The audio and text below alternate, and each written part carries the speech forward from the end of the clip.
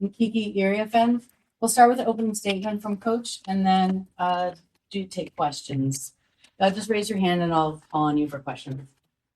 Thanks you all for being here. Obviously, the magnitude of this day is a lot of us from the non-basketball game piece of it. I'm really impressed with the atmosphere here, the love for women's basketball, the appreciation for what Caitlin's done, and Coach Bluter. So, we had decided prior to the outcome of the game that we were going to stay out there and be part of that to honor her and where women's basketball is. And we know that the things we're doing, we get to write our own story, but are part of a synergy around women's basketball that has, in many ways emanated from here. And so obviously congratulations to her. There's nothing I can say that hasn't been said, but the respect she's shown us and the humanity she's shown us, I'm definitely a fan. As far as the basketball game goes, we're disappointed. Obviously, it's been a long time since we've lost. I think we handled the last loss well, and it made us better. That's what we'll do this time. Iowa played really well. All credit to them. I'm proud of the fact that we had a disastrous, first quarter and battled back to take the lead. We have made all kinds of mistakes that, we didn't defend as well as we need to. We turned the ball over. It's been a long, long time. I think probably all year that someone went to the free throw line 10 more times than us. So that made our life tougher. But we'll take it on the chin. This is a great conference. We had a lot of tough road games, and we haven't won one, and we'll get better from it and keep it moving forward. This is for Lindsay and for Juju. I mean, the atmosphere here was pretty electrifying for the most part. Well, what was it like to play in this kind of atmosphere? What does it mean for the sport in a bigger context? And then also, how do you think this may help you as you go through the season and go into the tournament? First, yeah, I love when they play for the most people. That was what today was. It's an interview from everybody. It was, electrifying, like you said. He said, what does this mean for women's basketball? Women's basketball hard. I mean, even the fans cheer you when you were announcing it. Yeah, it's just a testament to I think what Caitlin's done, and then what the direction that the sport is headed in. So I'm super grateful to have a part in it and be able to showcase my talents and work on the same team. Second round. Oh, sorry. I was just going to say that we've been playing a lot of good atmospheres. We put them in situations to have them compete.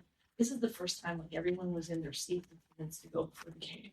I was really impressed by the atmosphere. I think all of these situations, this is what we want. When we get to March and April, I think we'll have done this a number of times. And our goal is to make our team better throughout these experiences. And there's no doubt the atmosphere was a factor today. We welcome. You're in the second row, and then the white shirt front. Yeah, Coach Juju and Kiki, I do want to say, bring things down on the court, and I think it's something everybody in the country notice, and it says a lot about your program. I wanted to ask you about that first quarter, Coach. Maybe if you could talk about that in Juju, what was going on there that was so difficult for you guys, and then, how did that sort of create this hole that was just a little bit too much to come back? Yeah, I mean, I'm not looking at the stat sheet right now, but I've looked at it before. I think we were 1 for 14 from the field.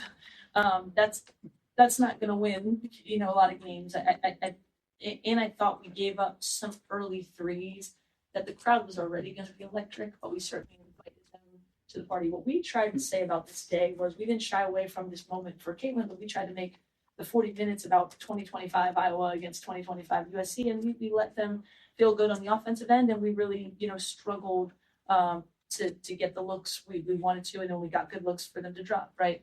So we'll look at that film and see what we can do better. But I was really proud of the fact that, that quarter couldn't really have gone worse. We fought our way. At one point, I said, let's get it under 10 by halftime. And our team said, no, heck no, let's get a lead.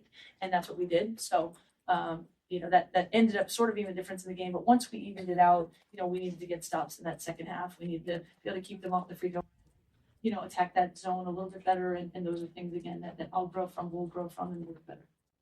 Red row, and then red shirt, white shirt, big shirt. On Iowa's defense, they wanted to think they're against you, maybe 1v1, and then as a whole, Iowa's defense stacked up against some of the other defense.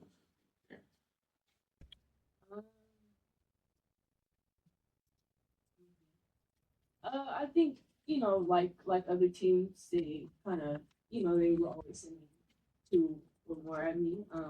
So it's not something I haven't seen before. I would say that puts the atmosphere, and all that was going on. But I think it was an off night for our whole team. And I think that was a testament to the environment, like I said.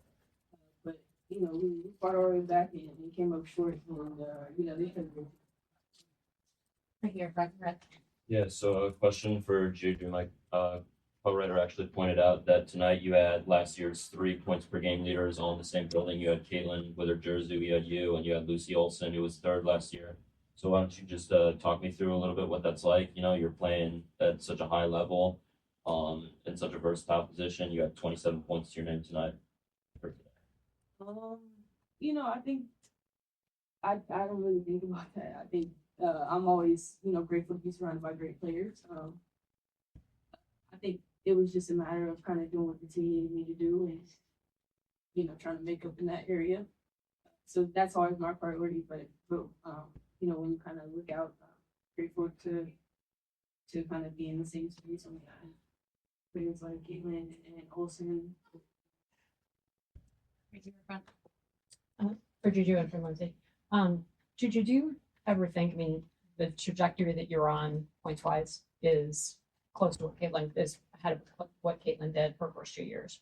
And I'm wondering if you ever think about her records. And then Lindsay, how important is it for the game to have another player who gets everybody excited the way that Caitlin did, the way that Paige does in Juju?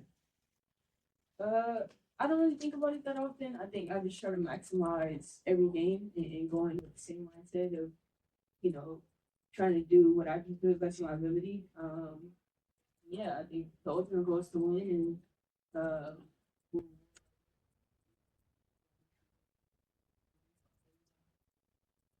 And I would just say, I think Juju's been authentic in her own journey the whole time. I think her gravity and Kiki and our other LA players have really energized the community.